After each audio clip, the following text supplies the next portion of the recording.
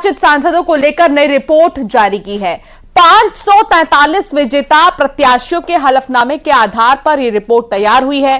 करोड़पति आपराधिका record और साथ ही साक्षरता को लेकर रिपोर्ट में क्या कहा गया है, यह आपको दिखाते हैं।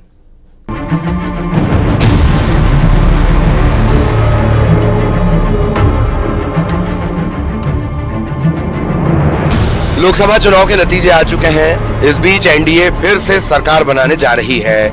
नई लोकसभा के गठन की तैयारियों के बीच एसोसिएशन फॉर डेमोक्रेटिक रिफॉर्म्स यानी एडीआर ने चुनाव जीतने वाले सभी 543 विजेता उम्मीदवारों के हलफनामों के आधार पर रिपोर्ट तैयार की है। रिपोर्ट में नवनिर्वाचित सांसदों की इनकम, आपराधिक रिकॉर्ड और उनकी साक्षरता को लेकर जानकारी दी गई है। रिपोर्ट के मुताबिक 543 नवनिर्वाचित सांसदों में से 504 सांसद करोड़पति हैं। पॉलिटिकल पार्टीज को लेकर बात करें तो बीजेपी में सबसे ज्यादा विजेता करोड़पति हैं। वहीं 99 सीट पर कब्जा करने वाली कांग्रेस दूसरे नंबर पर है। कांग्रेस में कुल 92 करोड़पति हैं। 3 सबसे अमीर नवनिर्वाचित सांसदों की बात करें तो गुंटूर लोकसभा सीट से जीत दर्ज करने वाले डॉक्टर चंद्रशेखर पेम्मासानी धनवान हैं। उनके पास 5,705 करोड़ की संपत्ति है। दूसरे नंबर पर बीजेपी के कोंडा विश्वेश्वर रेड्डी हैं। इनके पास 4,568 करोड़ की संपत्ति है। कोंडा विश्वेश्वर रेड्डी ने तेलंगाना के चेवेल्ला सीट से जीत दर्ज की है। तीसरे नंबर पर बीजेपी के नवीन जिंदल हैं। उनकी संपत्ति 1,241 करोड़ है। नवीन जिंदल ने हरियाणा के कुरुक्षेत्र से जीत दर्ज की है। विजेता उम्मीदवारों की शैक्षणिक योग्यता को लेकर रिपोर्ट में बताया गया है कि 105 नवनिर्वाचित सांसद ऐसे हैं जिन्होंने 5वीं से 12वीं तक के बीच पढ़ाई की है। वहीं 420 नवनिर्वाचित सांसद ऐसे हैं जिन्होंने ग्रेजुएशन या इससे ज्यादा की पढ़ाई की है। 17 ऐसे हैं जो डिप्लोमाधारी हैं। एक उम्मीदवार ऐसा भी है जिसने अपनी शैक्षणिक योग्यता साक्षर बताई है। सबसे युवा नवनिर्वाचित सांसदों की बात करें तो एसपी के 2 सांसद हैं जो 25 साल के हैं, पुष्पेंद्र सरोज और प्रिया सरोज। जबकि सबसे उम्रदराज डीएमके के टीआर बालू हैं। इनकी उम्र 82 साल है। एडीआर ने चुनाव में विजेता उम्मीदवारों के घोषित आपराधिक मामले दल के अनुसार जारी किए हैं। एडीआर ने चुनाव में विजेता उम्मीदवारों के घोषित आपराधिक मामले दल के अनुसार जारी किए हैं। बीजेपी के 63, कांग्रेस के 32, एसपी के 17, टीएमसी के 7, डीएमके के 6, टीडीपी के 5 और शिवसेना के 4 विजेता उम्मीदवारों के ऊपर गंभीर आपराधिक मामले हैं। एसोसिएशन फॉर डेमोक्रेटिक रिफॉर्म्स का भारत में गठन चुनाव सुधारों को लेकर किया गया था। समय समय पर यह प्रत्याशियों को लेकर रिपोर्ट जारी करता है। Bureau report, news 18।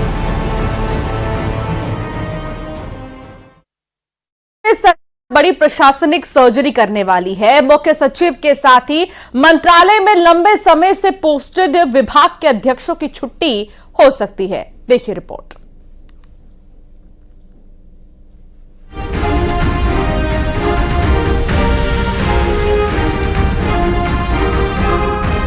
Madhya Pradesh में मोहन सरकार जल्द बड़ी प्रशासनिक सर्जरी करने जा रही है। प्रदेश में विकास कार्यों को गति देने और कामकाज में तेजी लाने के मकसद से प्रदेश सरकार बड़ा फेरबदल करने जा रही है। ये कहा जा रहा है कि मुख्य सचिव वीरा राणा के एक्सटेंशन से पहले नया सीएस मिलेगा। सीएस की रेस में डॉक्टर राजेश राजौरा, मोहम्मद सुलेमान और एसएन मिश्रा। केंद्र में पोस्टेड अनुराग जैन में सीएस की रेस में। डीजीपी सुधीर सक्सेना का कार्यकाल 2 मार्च को पूरा। इसके अलावा 12 जिलों और मंत्रालय में भी बड़े फेरबदल की तैयारी है।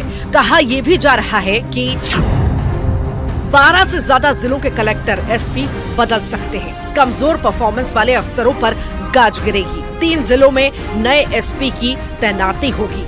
आगर, मालवा, सीहोर, अशोकनगर में नए एसपी की तैनाती होगी। तो एक तरफ सरकार प्रशासनिक जमावट और कसावट की तैयारी में है, तो वहीं ब्यूरोक्रेसी में फेरबदल की सुगबुगाहट पर राजनीति गर्मा गई है। कांग्रेस ने जहां इससे लेकर बीजेपी पर निशाना साधा और इससे तबादला उद्योग की शुरुआत करार दिया, तो वहीं बीजेपी ने इस फैसले का बचाव किया और कहा कि प्रशासनिक जमावट जरूरी है। जैसे आप सर्जरी बोलने लग गए आजकल, ये तो पहले इसको उद्योग कहते थे। तो तबादला उद्योग शुरू होगा और तबादला उद्योग जो है हर चुनाव के बाद तेजी से शुरू होता है। अभी 5 महीने में जितने आईएएस अधिकारियों के और आईपीएस अधिकारियों के और बड़े सीईओज के ट्रांसफर हो चुके हैं, तो या तो रिचार्ज समाप्त हो चुका होगा या नया रिचार्ज उन्हें करवाना पड़ेगा। देखिए, मध्य प्रदेश में डॉक्टर मोहन यादव जी ने मुख्यमंत्री बनते ही संदेश दिया था कि सरकार मजबूत इकबाल के साथ काम करेगी और कड़े फैसले लिए जाएंगे। आचार संहिता के समय कई फैसले रुक गए थे, अब आचार संहिता हटी है, तेजी से फैसले लिए जाएंगे। प्रशासनिक जमावट फेरबदल भी इस सुविधा के हिसाब से किया जाएगा। साथ ही मध्य प्रदेश में कानून व्यवस्था का कड़ाई से पालन कराने के लिए भी निर्णय लिया जाएगा। मध्य प्रदेश सरकार प्रदेश में एक मजबूत इकबाल वाली सरकार है और मजबूत इकबाल का संदेश दिखाई भी देगा। डॉक्टर मोहन यादव सीएम बनने के साथ ही अपने सख्त तेवर दिखाते हैं। लाउडस्पीकर की तेज आवाज को लेकर प्रशासन को नियम के मुताबिक कार्रवाई करने के निर्देश दिए थे। इसी के साथ ही प्रशासनिक अधिकारियों की बदसलूकी पर भी एक्शन लिया था। ऐसे में वो अपने प्रशासनिक फेरबदल करने वाले हैं और माना ये भी जा रहा है कि इससे प्रदेश के विकास में तेजी आएगी। Bureau report, news 18। क्या चिता की राख में मर्डर का सबूत तलाशा जा सकता है, वो भी गोली? सुनकर यकीनन आपके होश उड़ गए होंगे, आपको हैरानी हो रही होगी, लेकिन ऐसा ही है। एक शख्स की गोली मारकर हत्या कर दी गई, लेकिन पोस्टमार्टम रिपोर्ट में गोली नजर नहीं आई। अस्थि कलश में भी गोली को तलाशा गया, लेकिन अब यह गोली पहेली बन गया है।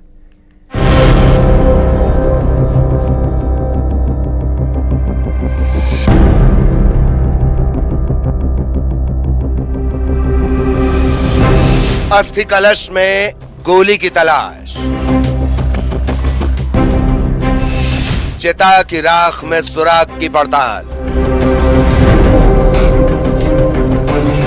पोस्टमार्टम रिपोर्ट से भी नहीं खुला राज, कत्ल की हैरान करने वाली वारदात, गोली बनी पहेली, आखिर गोली गई कहां? अब से पहले शायद ही आपने ऐसी तहकीकात देखी होगी। यहां चिता की राख में तलाश जारी है, पूरा परिवार कुछ ढूंढने की कोशिश कर रहा है। यहां तक कि राख को पानी में भी छाना गया, अस्थि कलश में भी उसे खोजा जा रहा है, जो अब तक न तो डॉक्टर्स को दिखाई दी, न ही पुलिस के हाथ आई। ये पूरी कहानी उस सबूत की है जिसका मिलना केस के लिहाज से बेहद जरूरी है। ये तलाश है एक गोली की। पहले समझिए मामला क्या है। रीवा के जवा थाना इलाके के जनकहाई गांव में 4 दिन पहले हत्याकांड हुआ। गोली मारकर राम शिरोमणि केवट की हत्या कर दी गई। ट्रैक्टर ना चलाने की बात पे इनके बीच में मारपीट हुई थी। उसका ड्राइवर है, जो आरोपी है मुख्य प्रकरण में, जो आरोपी अनिल पटेल है, उसका ड्राइवर है जो मृतक का लड़का है, और उसने उस दिन ट्रैक्टर चलाने से मना किया था, और जिसकी वजह से फिर ये विवाद हुआ था। विवाद क्या था ये भी आपको बताते हैं। ट्रैक्टर के मालिक अनिल पटेल को ट्रैक्टर ड्राइवर रामलाल केवट ने ट्रैक्टर चलाने से मना कर दिया। इस बात को लेकर बखेड़ा हुआ। विवाद इतना बढ़ा कि दोनों पक्ष आमने सामने आ गए। विवाद में ड्राइवर रामलाल केवट के पिता राम शिरोमणि को गोली लगने से उनकी मौत हो गई। इधर ट्रैक्टर मालिक अनिल पटेल भी घायल है। दोनों तरफ से मामला दर्ज हुआ है, जिसके बाद विवाद काफी बढ़ गया था और दोनों पक्षों में इसमें मारपीट हुई थी। और जो अनिल पटेल की तरफ से जो पक्ष था, उसकी तरफ से गोली चली थी, जिसमें राम शिरोमणि केवट की मृत्यु हुई थी। और जिसके आधार पर इसमें हमने राम शिरोमणि केवट मृतक के बेटे की तरफ से इसमें हमने एफआईआर इसमें 302 धारा के अंतर्गत कायम किया है।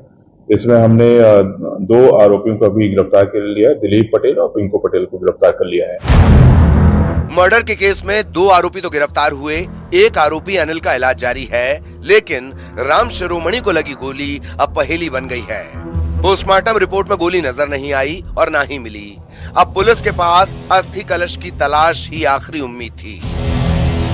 कोशिश ये की जाती है कि जब पीएम होता है तो डॉक्टर उसको एक्सरे अन्य माध्यमों से गोली की पोजीशन पता करके फिर उसको निकालते हैं।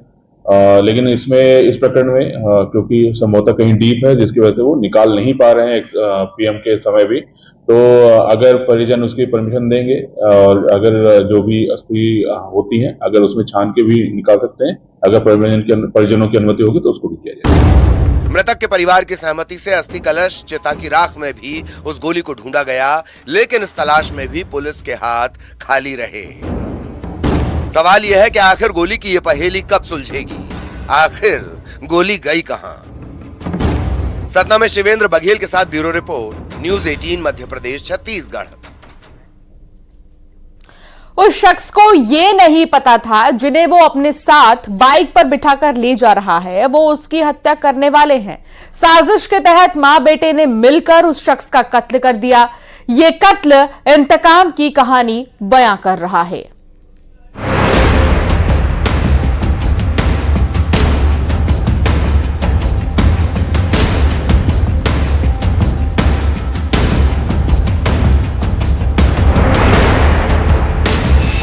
शक किया तो मार डाला।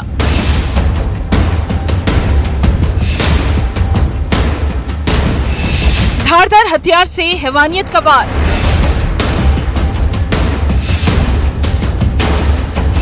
मां बेटी ने रची खौफनाक साजिश।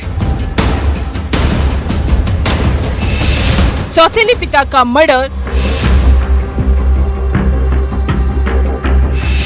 तहकीकात के वो 36 घंटे। ये दोनों आरोपी किसी के कत्ल के राजदार थे। इन दोनों ने मिलकर खौफनाक साजिश रची। दोनों ने मिलकर 50 साल के शख्स प्रकाश की हत्या की प्लानिंग की। प्लानिंग भी ऐसी की थर्रा दे। अब उस क्राइम सीन पर आपको लेकर चलते हैं। धार का तिरला थाना इलाका, आंबा कुड़िया गांव, कहार घाटी। यहाँ जिस प्रकाश नाम के शख्स की लाश मिली थी, उस पर जिस तरह से वार किया गया वो किसी इंतकाम की ओर इशारा कर रहा था। थाना तिल्ला के ग्राम अम्बा कुंडिया के कहारी घाटी में एक अज्ञात शव की सूचना पर तत्काल थाना प्रभारी और उनकी टीम ने घटनास्थल का निरीक्षण किया। मामला संदिग्ध पाए जाने पर हत्या का प्रकरण पंजीबद्ध किया था अज्ञात बदमाशों के खिलाफ। सबसे पहले मकतूल प्रकाश के बारे में पता लगाया गया, जो इंदौर के चौथरा मंडी में रह रहा था। इस बीच पुलिस को एक और क्लू मिला। वो सुराग था राजेंद्र नगर थाने में 15 दिन पहले मारपीट का मामला दर्ज हुआ था। क्या इस मामले का कनेक्शन प्रकाश की हत्या से है? अब उससे भी चौंकाने वाली बात सुनिए। आरोपी महिला और उसकी बेटी ने प्रकाश को बहाने से गांव बुलाया था। बाइक पर तीनों बैठे। उसके बाद प्लानिंग के तहत रास्ते में बाइक रुकवाई गई। इसके बाद प्रकाश की हत्या कर दी गई। इसमें इन्वेस्टिगेशन के दौरान पता लगा कि इसका एक मांगुड़ी बाई जो अम्बा कुंडिया की रहने वाली थी, हाल चौथरा में रहती, उसके साथ प्रेम संबंध था। उसी के साथ 2-3 साल से रह रहा था। और जब उनको अभिरक्षा में लेकर पूछताछ की गई तो उन्होंने इस चीज़ को स्वीकारा कि उसका 2-3 साल से उनका प्रेम संबंध था और चरित्र शंका को लेकर उनमें हर बार विवाद होता रहता था। पूर्व में भी इंदौर में एक रिपोर्ट भी दर्ज कराई थी। आरोपी माँ बेटी ने इस तरह से साजिश रची थी। दरअसल महिला विधवा थी जिसका प्रेम संबंध प्रकाश से हुआ। उसके बाद तीनों साथ रहने लगे। प्रकाश को पिता की तरह ही ये लड़का मानता था, लेकिन सौतेले पिता की हरकतों से वो परेशान था। उस घटना के एक दिन पूर्व उन्होंने प्लानिंग के तहत अपने लड़के जसपात के साथ उसकी मृतक की बाइक के साथ अम्बा कुंडिया के लिए आए और अम्बा कहारी घाटी में उसको किसी बहाने से गाड़ी रोकी और उस पर वार कर दिया धारदार हथियार से, चूंकि उसकी उसी समय मौत हो गई थी और ये दोनों फरार हो गए थे उस समय। आरोपी लड़के को ये बात नागवार गुजरती थी कि उसकी मां को बार बार सौतेला पिता प्रकाश परेशान करता था। उसके कैरेक्टर पर भी शक करता था, जिसका अंत इतना खौफनाक हुआ। धार में नवीन मेहर के साथ bureau report, news 18 Madhya Pradesh Chhattisgarh. Bulletin में फिलहाल इतना ही।